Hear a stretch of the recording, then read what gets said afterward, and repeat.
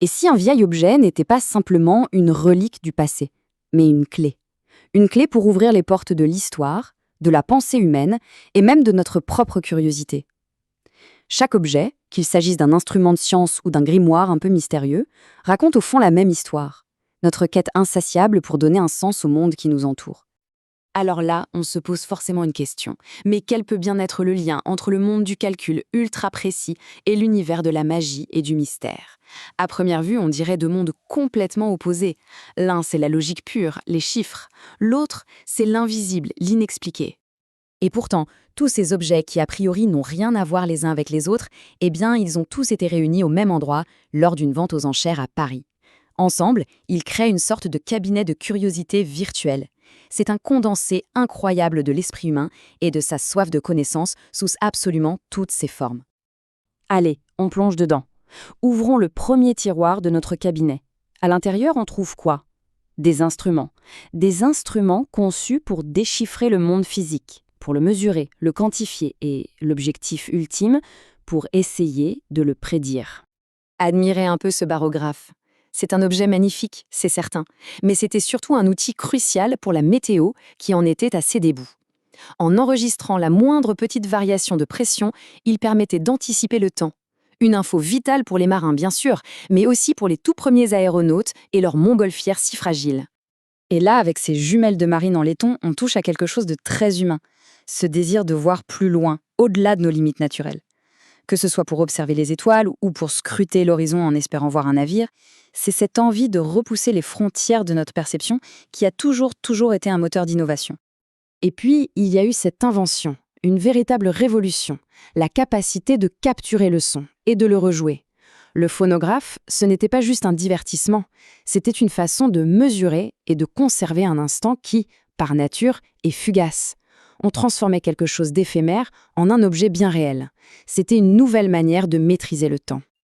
Regardez-moi cette machine. C'est incroyable. Même aujourd'hui, elle paraît d'une complexité folle. C'est l'arithmomètre.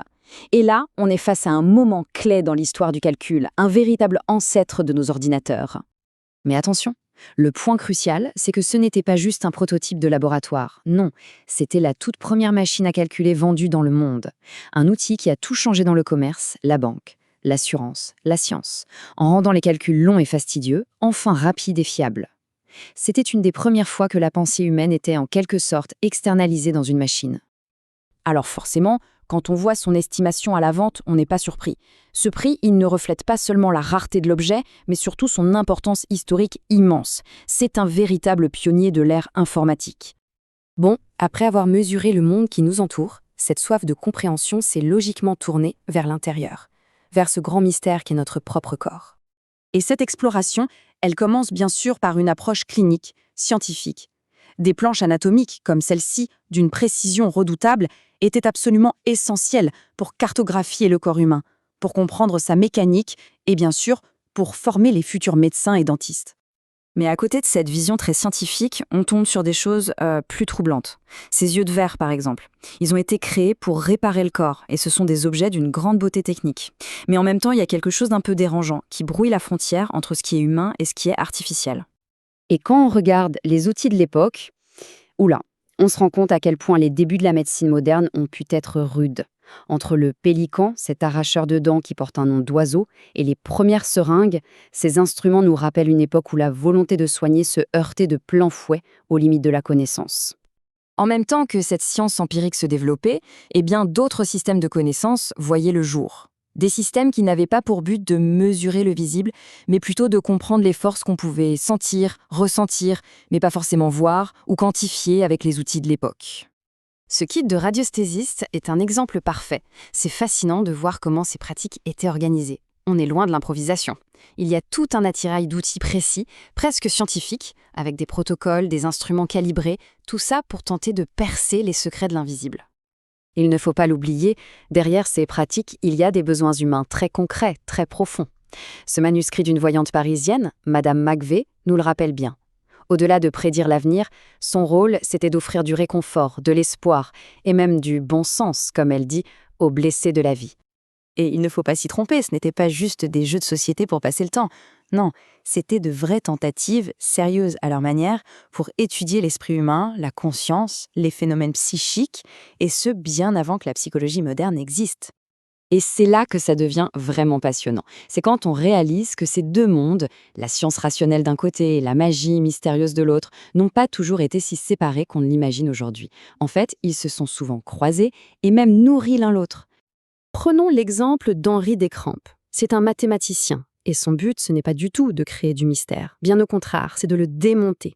Il utilise ses connaissances scientifiques pour expliquer les tours de passe-passe, pour révéler les principes physiques qui se cachent derrière une illusion. Regardez cette gravure, c'est très parlant. Les livres de cette époque, ils décomposent la magie. Un tour de magie n'est plus un miracle, c'est une suite d'étapes, de gestes physiques qu'on peut reproduire.